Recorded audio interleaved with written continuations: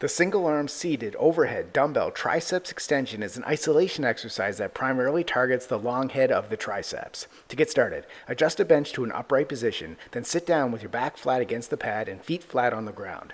Keep your core engaged and spine neutral throughout the exercise.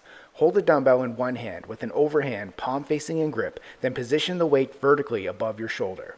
Keep your elbow pointed forward throughout the movement to maintain proper alignment to target the triceps. Inhale as you bend your elbow to lower the dumbbell behind your head, keeping your upper arm stationary and close to your ear. Exhale as you extend your arm back up to the starting position by straightening your elbow and lifting the dumbbell directly above your shoulder. Focus on contracting your triceps as you extend your arm, squeezing at the top of the movement for maximum muscle engagement. Avoid fully locking out your elbow at the top of the movement to keep tension on the triceps muscles. And avoid any swinging or jerking motions as you raise and lower the dumbbell in a smooth and controlled motion. Repeat all the reps on one arm, then switch sides and repeat.